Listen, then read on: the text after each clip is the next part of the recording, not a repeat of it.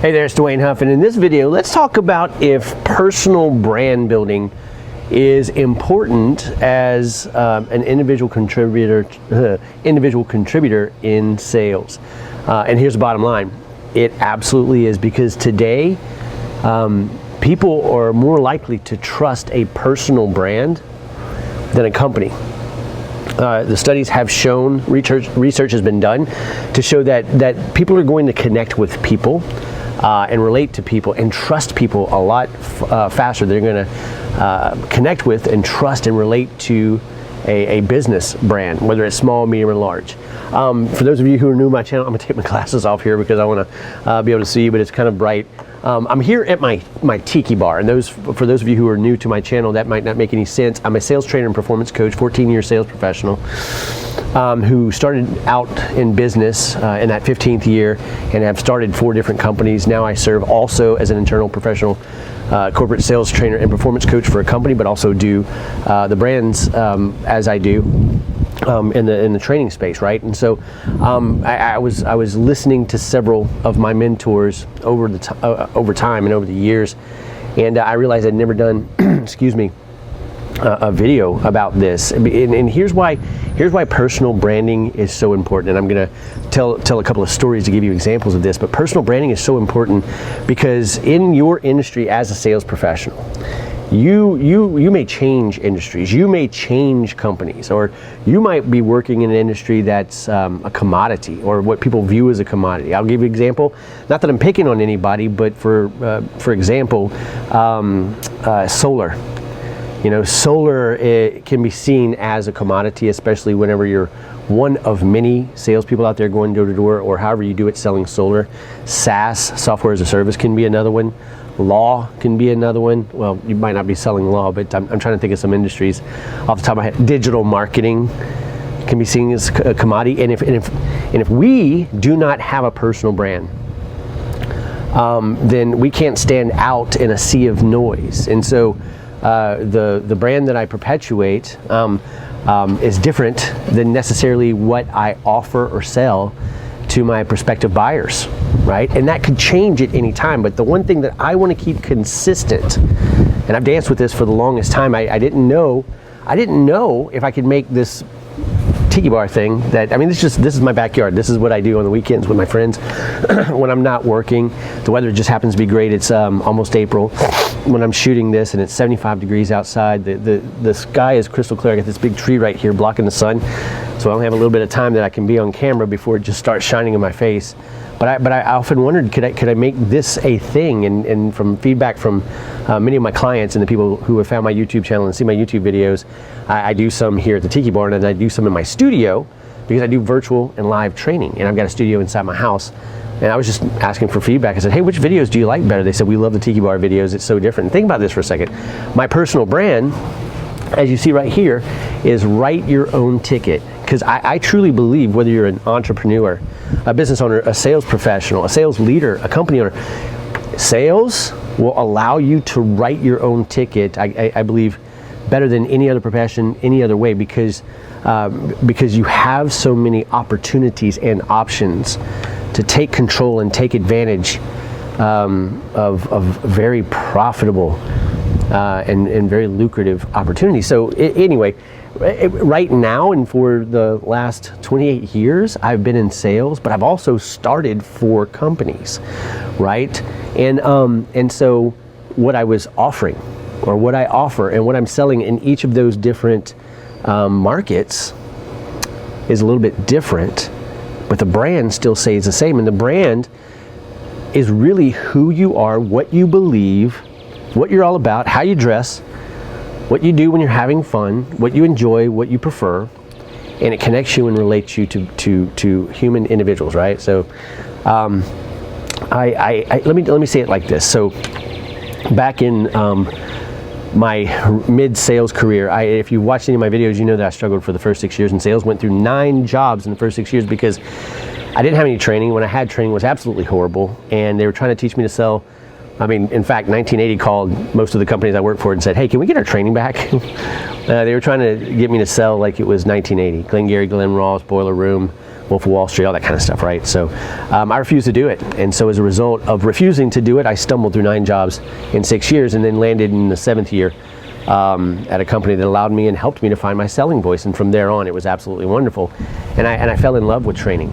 So that's what I do, because that's who I am and what I identified as, right? But an example of personal branding other than this right here.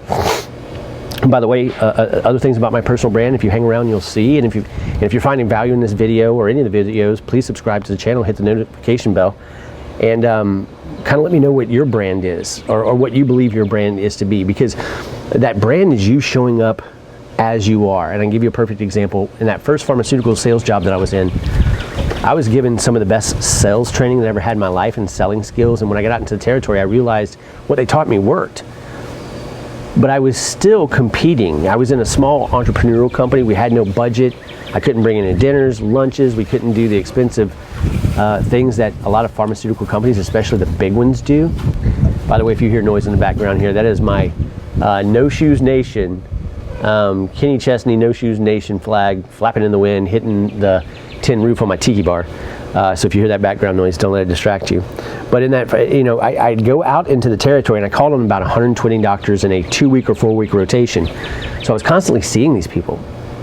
And there was a couple of offices that were completely hard to crack. It was a tough nut to crack. I couldn't break through. I couldn't get in. They didn't seem to resonate with me. And I probably just fell into the crowd of salespeople. I remember one day, I happened to be listening in to a couple of the nurses talking while I was sitting there waiting on the doctor.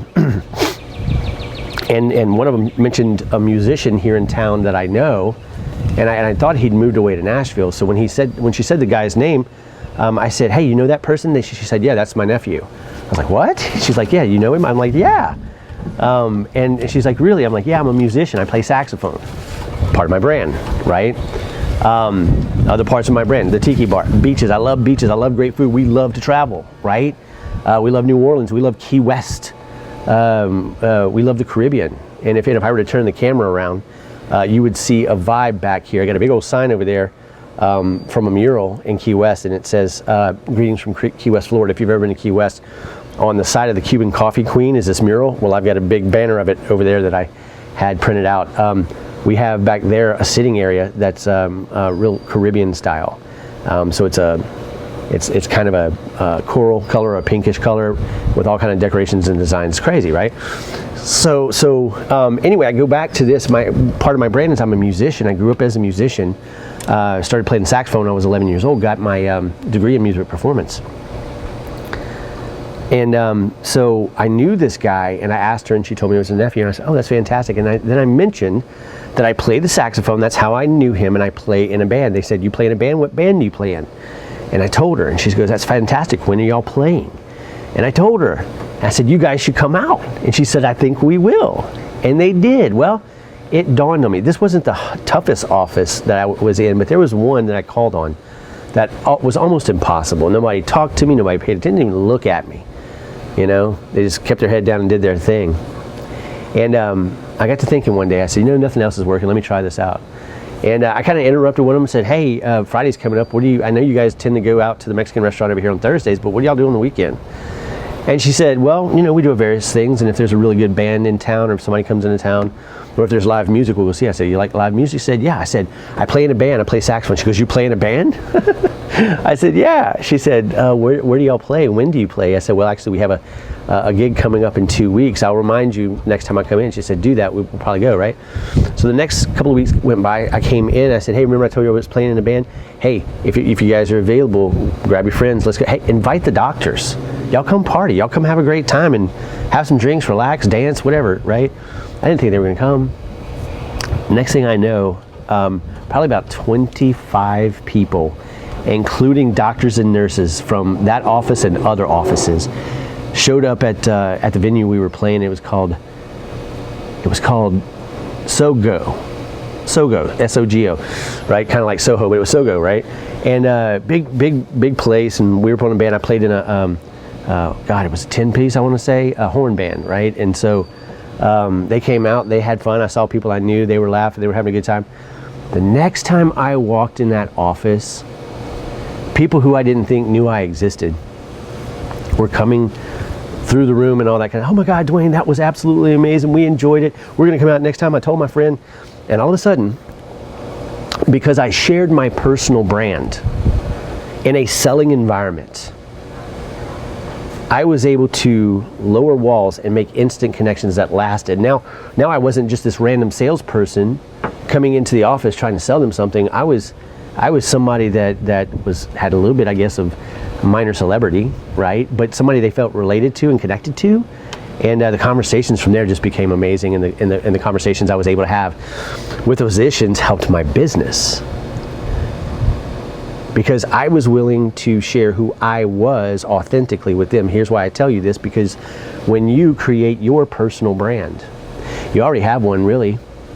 What do you like to do? What are your hobbies? What are your fascinations? How do you talk? How do you dress? Right? Most sales trainers don't dress like this when they go on video. They'd be afraid to. I was at first too. But this is who I am. And if you're going to connect and relate to me, then this is what you're going to connect and relate to. And when I'll show up into training rooms, I dress the way that they need me to. If it's, coat and tie or whatever the kind of, I'll put it on. But a lot of people are like, no, man, just dress your way. Just come in, hang out with it. Even keynote presentations, I'll put my visor on, put some shorts on, some flip flops, and kind of do the Jimmy Buffett thing on stage, right? It depends on the culture, right? And it depends on the environment. If it's a big conference or if it's a boardroom, whatever the case might be, I dress accordingly. And then we'll do 3-day retreats where professionals, sales leaders, salespeople, business owners, entrepreneurs will all go down to Key West, or we'll go to the beach and we'll do a 3-day retreat. And of course, I'm not dressing in a suit and tie or slacks, and I don't let them do it. We have fun. We dress beachy, right, and laid back, but we still get the business done. This is my brand. This is who I am. Why would I change that when I'm teaching? Why would I change that when I'm connecting with my potential client? And so I want to say it this way. You already have a personal brand, and you can put that forth on social media. You do it every day when you connect with people. You do it whenever you are talking to people, but very few people do it intentionally.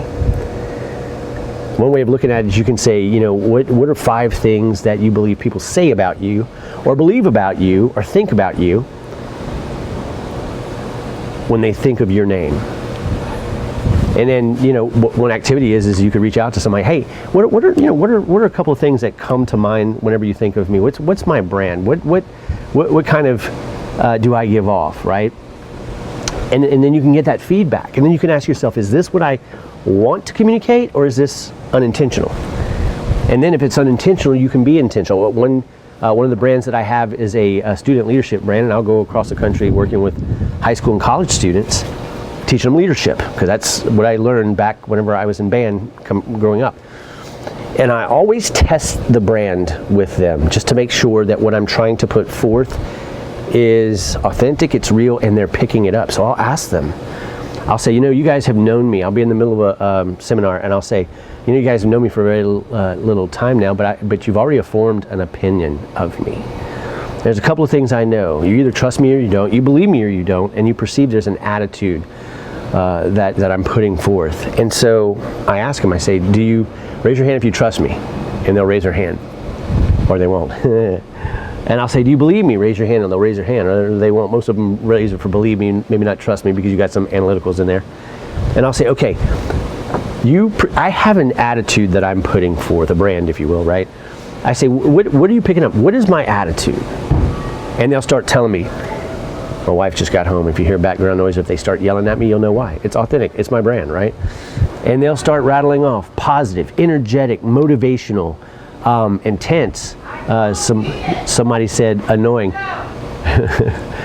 Hey Renee, I'm shooting video and you're on it.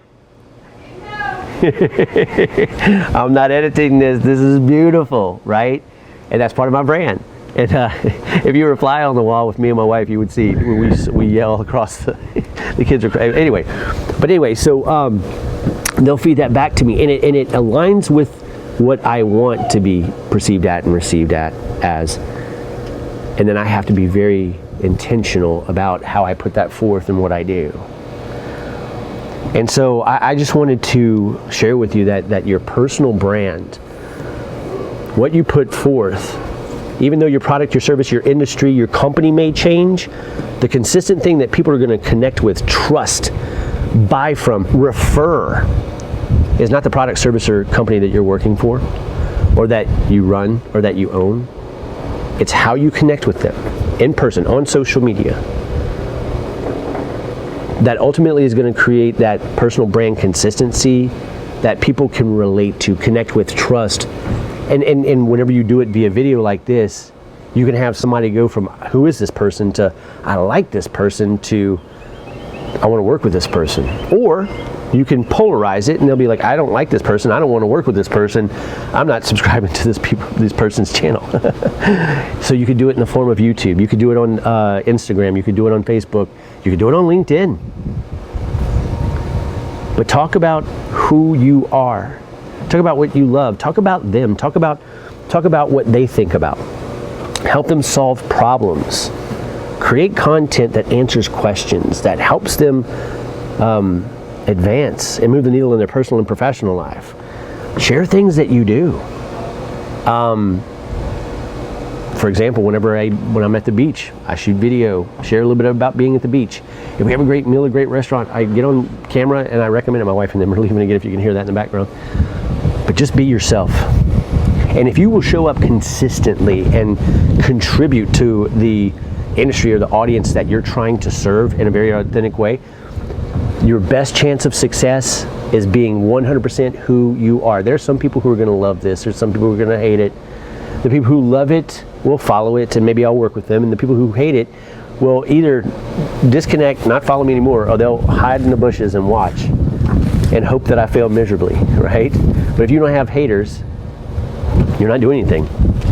Anyway, I'm gonna get out of here, but if you need help or need a little more clarification about how to build a brand and whatnot, there's tons of videos on the internet. I'm glad to help if I can. If you enjoyed this, share it with somebody, because it may empower them to trust the fact that they are unique and they can bring something individual to the conversation. But just remember, your personal brand, mine is write your own ticket. That's not going to change, because I believe you can write your own ticket.